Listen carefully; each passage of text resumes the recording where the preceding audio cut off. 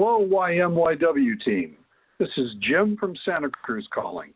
The last time I submitted a question, Joe just tore it to shreds on air, but fortunately I'm a fearless glutton for punishment, so here comes another one. Our friends Jack and Diane are deciding on a Social Security strategy. Each is 62 years old. Because Diane was the primary earner, she plans to claim benefits at age 70. Jack was self-employed, but since he is now working less than 45 hours per month, he's tempted to claim his benefits now. He expects to earn around $2,000 a month for the balance of this year, which exceeds the $1,630 a month allowed by the SSA. Jack understands that 50% of the excess benefits will be withheld. Our question: how does the Social Security Administration determine Jack's earnings? Their website indicates that benefits are withheld in the first months of the following year, but tax returns often aren't filed until April or until October with an extension. How and when does the Social Security Administration determine the amount of withheld benefits for self-employed persons? Thanks in advance for your answer and your consistently great show. It was nice to actually hear Jim from Santa Cruz. And this time he actually was calling. He always says in his emails, Jim from Santa Cruz calling. This time he actually did. Wow. And he just came out blazing with a very technical question. He did. Wait, you got an answer? I'm going to pass this one over to Al. Okay.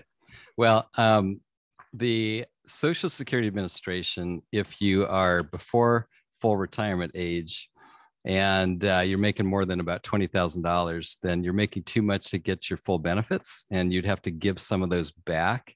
I guess if you're a W-2 employee, the IRS knows pretty quickly because the W-2s, withholding and W-2s are filed, and the IRS gets a copy. Those are filed by January 31st.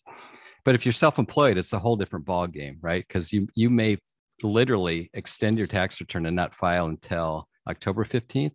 So in that case, the IRS is not going to know until October 15th. So that's the point where they'd either withhold from your future benefits, or they also, you do get a letter requesting a payment back to catch it up. And if you can't pay it, they'll just withhold from future payments. But it just extends the period of time from January, February to maybe even October.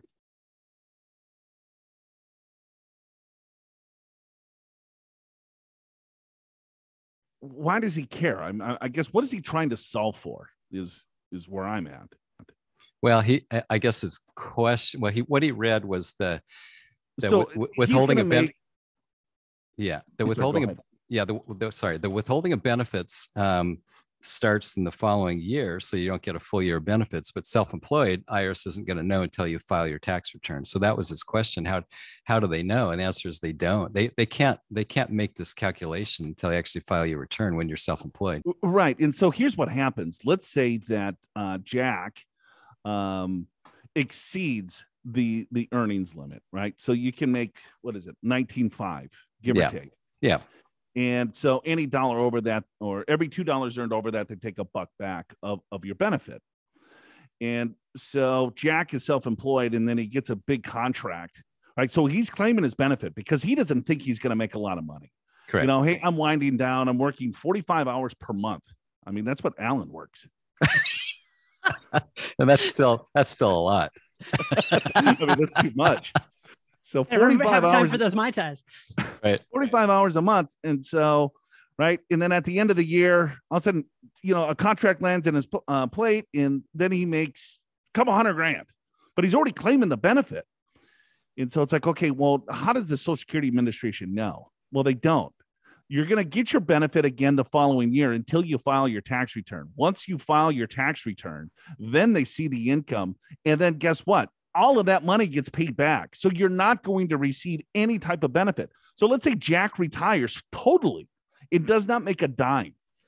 And then he's waiting for that Social Security benefit to come, but it's not going to come to him because he has to pay back what it's not like they're taking it back from him. What they're really doing is doing a calculation on a month-by-month basis of saying, since you made this much over that limit, we're taking the dollar back, but we're assuming that you didn't claim it at all. You're just giving it back that you didn't claim it. So you didn't really claim it at 62, right? You claimed it at 63. So you're going to receive a higher benefit once all of that benefit is paid back, if that makes sense. Yeah, well, that's exactly right. So you're right. You haven't lost the money. It's just that the money you got, you weren't really entitled to. And so you either pay it back or you have it withheld from future benefits. So that's the concept. And you're right, Joe. You don't get penalized. It's as if you never filed for those benefits. So you will get the money back eventually. Are you prepared for retirement? Schedule a free financial assessment with an experienced financial professional right online at purefinancial.com.